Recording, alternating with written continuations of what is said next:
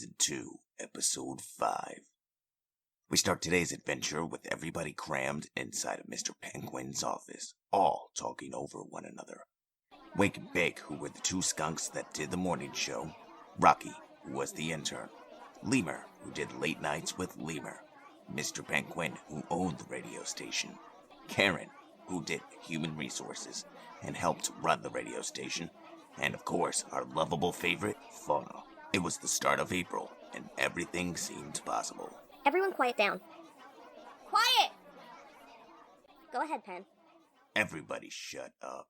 Mr. Penn Quinn waddled up to the front of everybody. Hello, everybody, and good morning. First up, I have seemed to misplace an old record of mine somewhere in this office. It has a faded cover, and on the vinyl, it says Late Night Scare. As long as it's returned to my office, no questions will be asked, and no disciplinary action taken. I just need the record back. It's very important, so please keep your eyes peeled. So I just found out we are the #1 radio station in upstate New York. Congrats, everybody. We beat The Fly, The Bee, and what? What? What radio? Pay attention. Who is this guy? He and Lemur were hired at the same time. He's our intern. His time's almost up. We have to decide whether or not to fire him. Oh yes, that reminds me. Lemur, Jesse, Josh. Hey, I'm Wade. And I'm Ben. Every morning, 6 to 10. Get to know your buds here, only on 99.9. Wham! Radio. I'm sorry. Wake and Bake and Lemur were #1 in our last night and morning show formats. There will be a generous bonus in your checks this week for doing a great job. Wake and Bake high-fived each other, while Lemur jumped up out of his chair and screamed, Shibby! Our afternoons are suffering, and the women's hour of power is about all we have. Therefore, I am hiring Fauna to be our new afternoon jock starting next week. Everybody in the room congratulated Fauna, except for Rocky, who seemed nervous that he may lose his job soon. Karen's phone went off and it rang.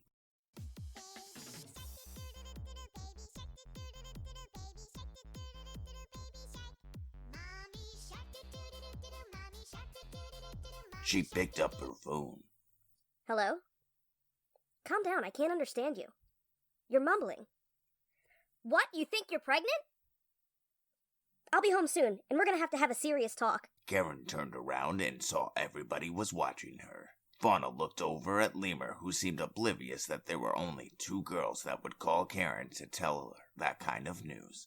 Mr. Penn got a look of fear in his eyes after hearing the Baby Shark song. Sorry, I thought my phone was on vibrate. Also, 2 things before we wrap up this meeting, like a soft taco. The car giveaway was perfect, and the concert was as well. So I'm asking you to put on your thinking caps for our next promotion. Sky's the limit. How about we do something like the winner gets, VIP treatment to the upcoming RadioCon with me and Wake? That's not a bad idea. Not much of a prize, though. Wah, wah, wah, wah. Wake and Bake got up and walked out of the meeting as everybody went to stand and leave. Before I forget, I made a world before I was a fan. I was a creature before I could stand. I will remember before I forget. And before I forget this. Oops, sorry. Karen gave Rocky a dirty look as he was singing an old Slipknot song. And now was not the time nor place to be doing that. just a heads up, everybody. I'll be on vacation for the next 2 weeks, so if you need anything, please contact Mr. Penn Quinn. His number will be posted on his door if you need him. Or I could be in my office. With Karen on vacation, I'll be here at the station more. As everybody was leaving Mr. Penn Quinn's office, Fauna grabs Lemur. Neither of them had noticed Rocky had disappeared. Hey, Liam, I'll hook you up with a little... If you could show me how to prep for my show. They walked over to Lemur's cubicle and sat down. Oh yeah, I totally got you. Very easy once you know how to do it. It's kind of like being a cartoon voice actor. You almost have to have a two-way conversation with yourself, but you don't have to do voices. Wow, I never thought of it that way. I just assumed you got on the mic and spit whatever, but how do you decide what whatever is? Back inside Mr. Penn Quinn's office, he sat down at his desk, and Karen sat across from him. Are you okay, Penn? You seem nervous. Scared? Mr. Penn Quinn wasn't paying attention to what Karen was saying. He was lost in his own thoughts.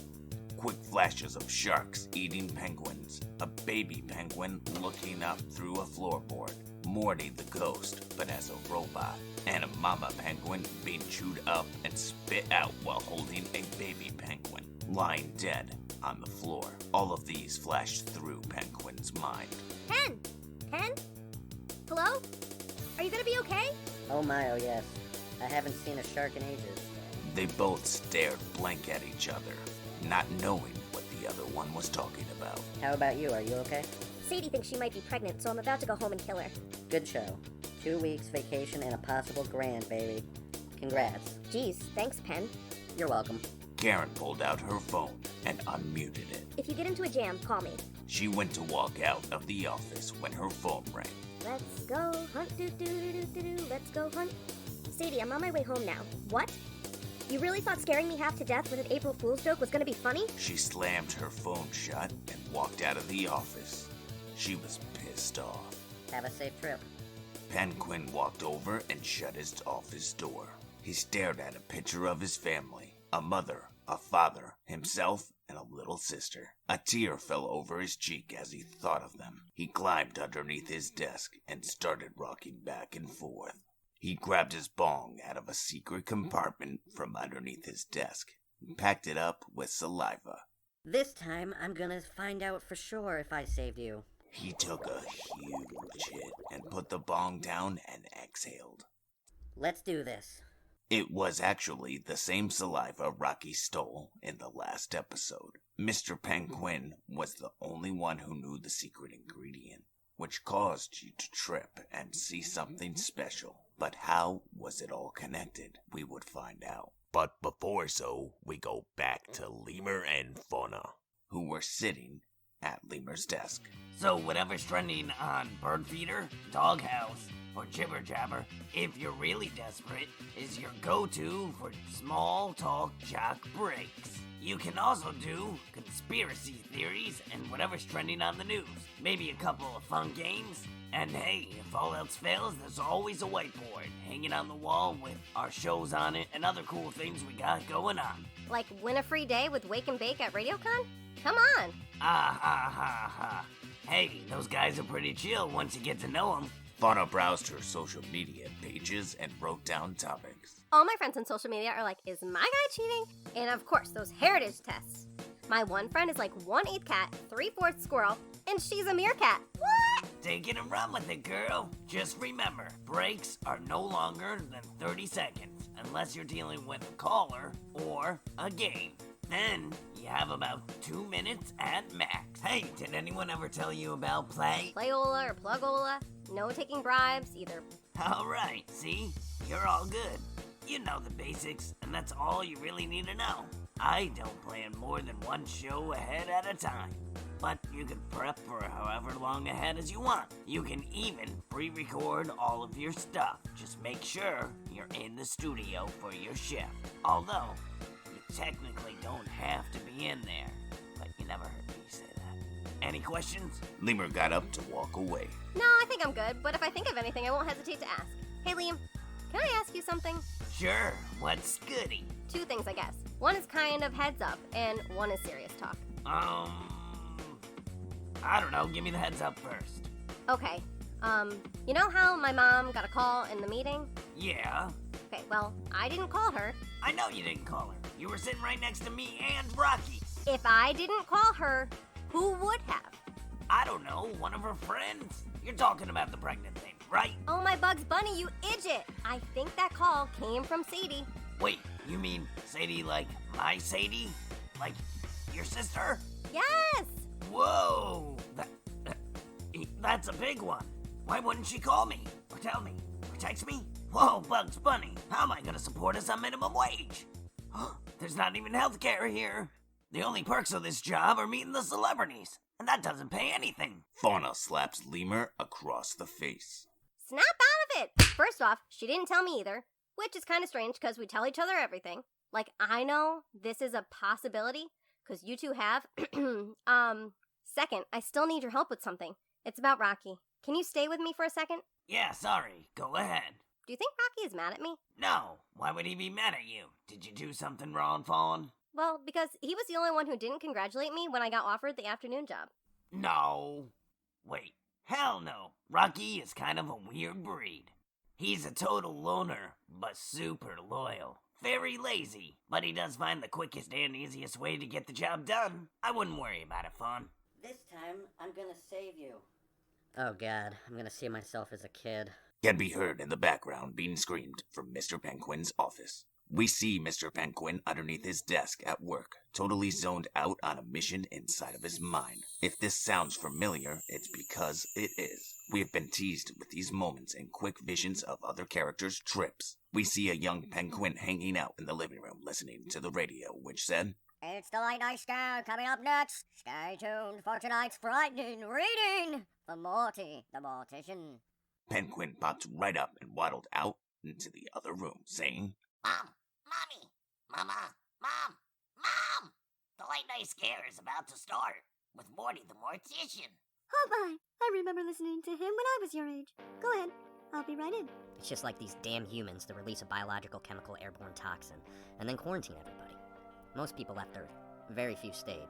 The ones quarantined we believe mutated, but we don't know. I can't say I've seen one myself, but the other half that ignored the quarantine just died.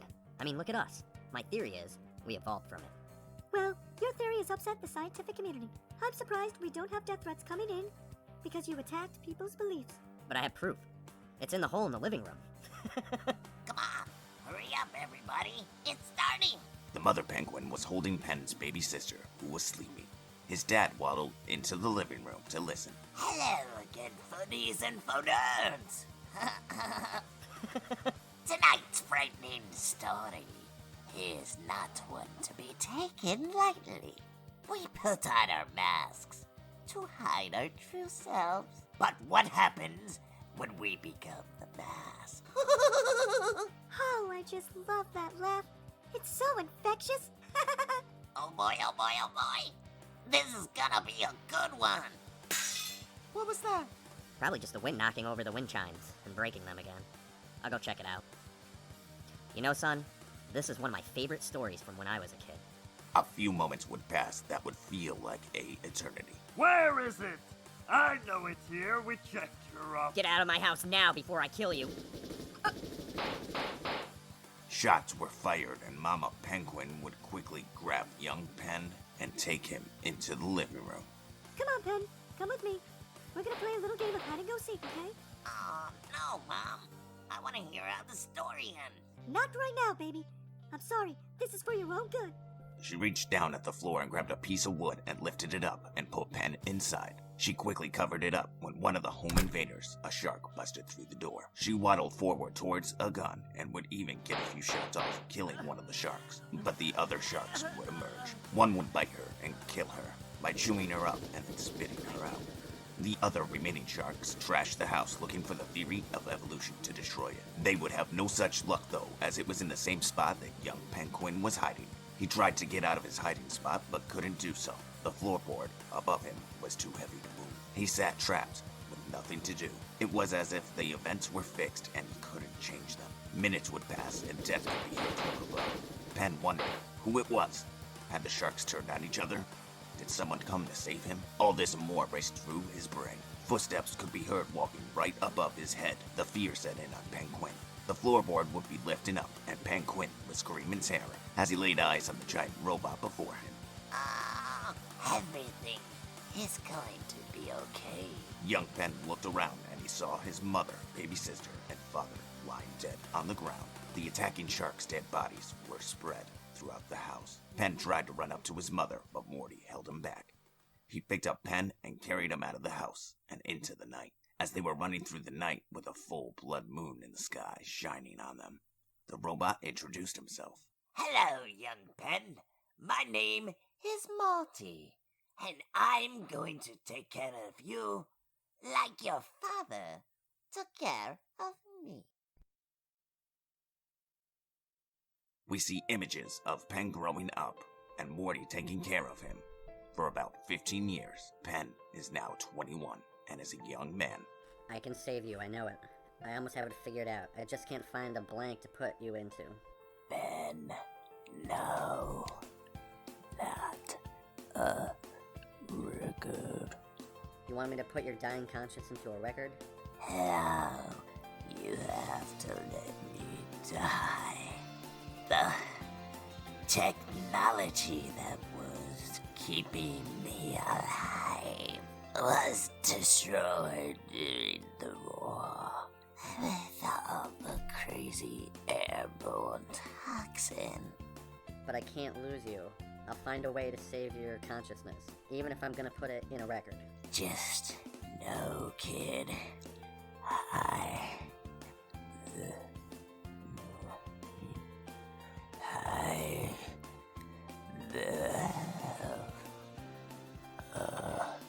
No! He hurried up and plugged the machine into Morty. He started what he hoped was the transfer of his soul. As he looked over, there was nothing in the machine to transfer his consciousness to. He ran around the room looking for anything, till he found the old Morty the Mortician record he had bought. He had loved this record. When he listened to it, it was like he was back into his childhood, listening to it with his parents.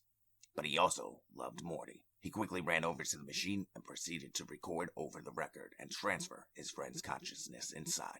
Everything would fade to white, and Penn Quinn would come back to reality, sitting underneath his desk. Aw. Here's hoping I was able to save you this time. He said, looking at the record. He got up and stared at a picture of his family. He started crying again. He walked over to his desk and saw he was out of saliva. Distraught, he stood at his desk. He wandered over to the record player to play the album. Meanwhile, back outside Mr. Penn Quinn's office, Lemur sat in his cubicle, while Fauna sat up the one next to him. You know, good call on taking the cubicle next to me, Fawn. Rocky's already claimed the cubicle behind me for when he gets hired. We are the cool one. Where's Wake and Bake? You mean you can't smell them? Smells like weed on the other side of your cubicle. Ding, ding, ding, ding. Guess what? You win a prize. Oh boy, what do I win? Lemur tossed toilet paper at Fauna. Take your toilet paper and wipe it. As it hit her antlers, it would get tangled. It's common sense on a roll. You dick, you got it tangled in my antlers. Oh, sorry. Hey, what do you think of this? It's time to get lost like a deer in the headlights. Afternoons with Fauna. You can totally make that into a sweeper for me since you do all the production. Yeah, I gotcha. So, serious question time. Are you gonna use a radio name, or are you gonna stick with Fauna? Like what? A radio name has to be special. Has to say something about you, but not give too much about you away. How about Little Doe? No, I got it. Little Fawn. It's time to lay down on the lawn with Little Fawn. Ooh, that's total shatter. I loved it. We already have the Women's Hour of Power, but I could do a giveaway like 420 Bong Hit. Like your chance to get a big free pizza from the Honky Tonk if they agree to it, and give away free shirt or CD with it. Whoa, we could totally sneak in a bong and record it as a sound effect. That would be so cool. They were both laughing, having a good time, when out of nowhere, Fauna's antlers fell off. They landed on the ground in between her and Lemur. Oh, my bugs! Ah! Oh! She quickly ran into the ladies' room. Whoa, what in the baby frick just happened here? Oh, Bugs Bunny, I hope I didn't cause it by me throwing toilet paper over at her and it getting tangled in her antlers. Rocky emerged literally out of nowhere.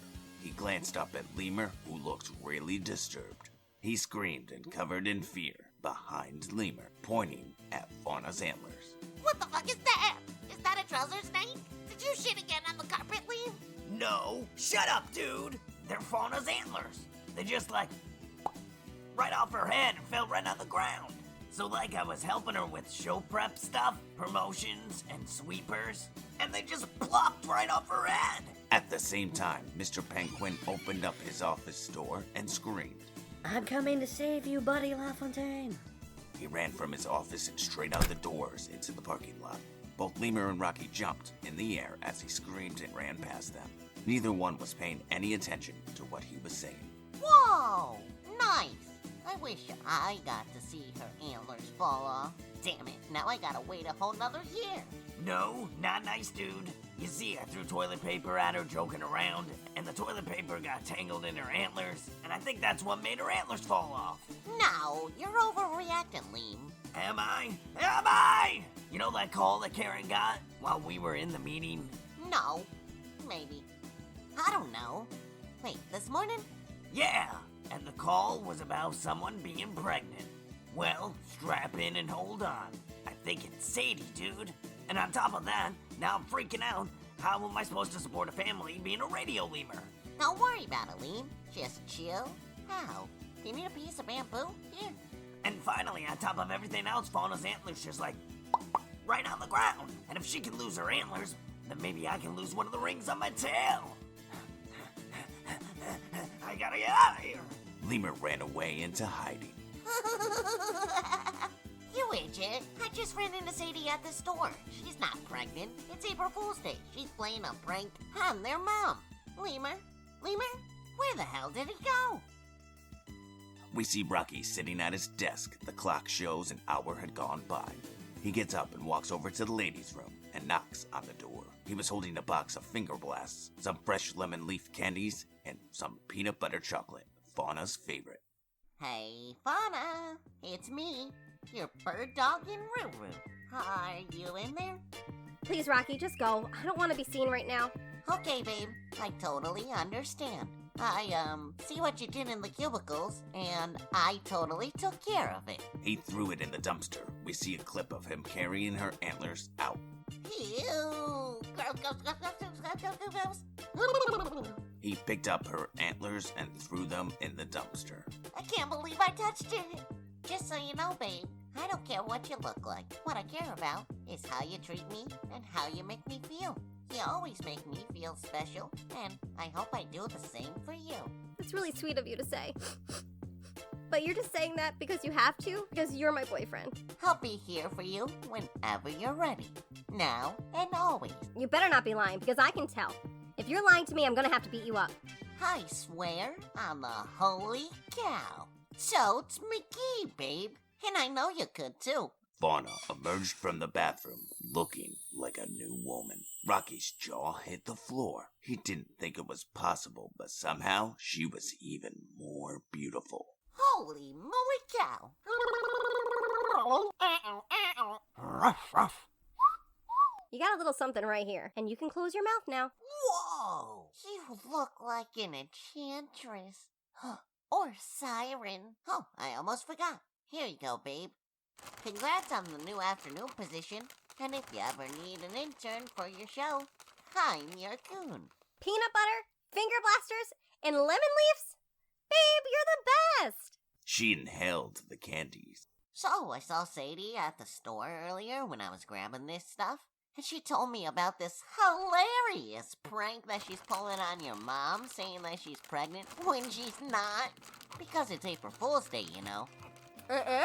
Yeah, when I first saw your antlers on the ground, I thought it was an April Fool's Day prank. I tried to tell Lemur that Sadie was just pulling a prank on your mom, but he just freaked out. And well, I haven't been able to locate him since. Tonight we should celebrate. Sure, sounds good. What do you have in mind? How about a nice, quiet dinner and a movie at home? Well, I'd be happy to make you dinner tonight, babe. What can you make? Peanut butter and jelly sandwiches. Deal. And then, for dessert, how about I make you a pawn of a little fawn? Fauna walked away, and Rocky thought to himself. But I'm ready to burst now. We see a quick fantasy clip of Rocky saying, When I bite into a New York peppermint patty, I get the sensation that I can do anything. I can beat world hunger. I can meet the reptilian space pope. Hello, nice to meet you. I could even fly up to the moon. Whee! He flies up to the moon and touches it, and boop, the moon. He then returns back to reality. Oh man, I wish fantasies were more of a reality, and not just a fantasy. If I think it, I should be able to make it happen. Bake walks by Rocky and said, You know, I just want to live inside of your head for like one day. I'd better be a real hoot. No, you don't. It's already craziness up in there from all the other voices. that keep me company. Bake goes to walk away and then slips in a puddle of pee from Rocky's laughing. Outside in the parking lot, Lemur is grabbing his knees, rocking back and forth inside of a parking spot. It just like fell off. I mean, is it supposed to fall off? Do antlers fall off? She can lose her antlers, then maybe I can lose one of the rings on my tail. 1, 2, 3, 4. Oh my bugs, I think I lost a ring on my tail. Shh. He did. Damn animator. Mr. Penn Quinn pulls up, looks at Lemurs, and runs into the building, back into his office. He locks the door, goes underneath the desk, and gets himself ready. He looks at the saliva in the purple container. When he opens it, it glows green. The taste is horrible, but he doesn't care. He's on a mission. He takes a huge hit and exhaled it. What do we say to the Reaper? Not today, Grim. It's time to go. Not much changes from the first time. We see a young Penn Quinn wanting to enjoy some family time with a radio program. The difference, though, is the details. In the first version, we see everything through Penn Quinn's eyes, so we don't get to see how his family or the sharks die. But this time, everything's in third person, as Penn Quinn is watching the events as a ghost floating up in the corner of the room. So they wanted my father's theory. He says to himself. He sees his mother reach down and grab the floorboard and lower him inside. She quickly covered it up when 2 sharks bursted through the door. She quickly waddled towards a gun and fired a few shots, killing one of the sharks. But the other sharks would emerge. One would bite her and chew her up before spitting her out, killing her and Penn's baby sister. Why are you doing this? They are innocent. Your daddy's wrong about our theory of evolution, and his theories must be buried, along with the likes of his family. The remaining sharks trash the house looking for the theory of evolution to destroy it. They would have no such luck though, as it was in the same spot that young Penn Quinn was hiding. We see Morty pop through a window and literally kung fu the crap out of the sharks. One shark fires some bullets, and Morty manages to dodge them all. As a shark is running towards Morty, he catches the shark mid-air and throws them against the wall. There are a total of 6 sharks left. One shoots a bullet that Morty cuts in half and kills the 2 sharks behind him. One shark from the right attacks to stab him, but he dodges out of the way, and so the shark kills the other shark on his left. Morty quickly grabs the one shark that tried to attack him from the right and throws him on the ground, stabbing him through the head. The 2 sharks left in front of Morty are the easiest to kill. One begins to run away in fear, and the other one fires a barrage of bullets. Morty deflects the bullets towards the one shark running away, killing him. And the final shark firing the Uzi didn't know that Morty had caught a bullet and didn't see what was coming next. Morty took the caught bullet and threw it at the remaining shark, hitting him right between the eyes, killing him instantly.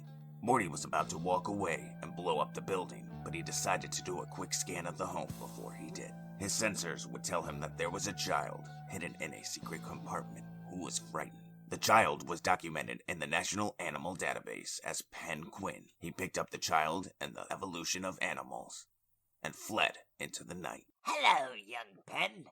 My name is Morty, and I'm going to take care of you Like your father took care of me. Several months go by, and we see Morty and Penn return to his house. Morty is cleaning up the house so they can live there. Penn remembers some good times and some bad times. His whole life with Morty flashed before his little penguin eyes within seconds, before he's taken back to relive Morty's death. We've got to talk, Penn. What is it, my chum? Do you need something? Oh, Penn, I'm dying. I can't recharge. You know I was built by humans, but the technology was your father's that saved me. I was obsolete years ago, but he found a way. If anybody can figure it out, kid, I know you can. Let me try something. Penn jolted him with electricity. Morty screamed. It worked to a degree, but Morty's personality would change. And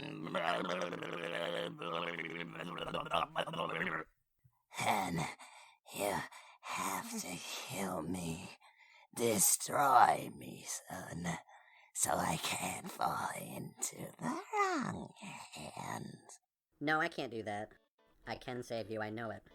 I almost have it figured out, I just can't find a blank to put you into. Just don't do a record. You want me to put your dying conscience into a record? You have to let me die. The technology that could keep me alive was destroyed during the war with the crazy airborne toxin. I can't lose you. I'll find a way to save your conscience, even if I'm gonna put it into a record. Just know, kid, I love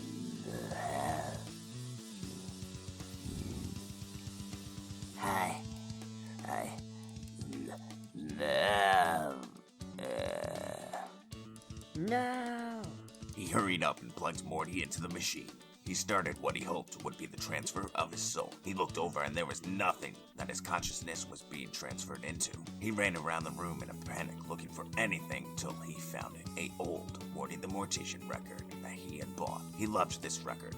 When he listened to it, it was like being back in his childhood, listening to it with his family. But he also loved Morty. He quickly ran over to the machine and proceeded to record over the record and transfer his friend's consciousness. Penn was watching himself from afar as the whole room started breaking down and started being erased.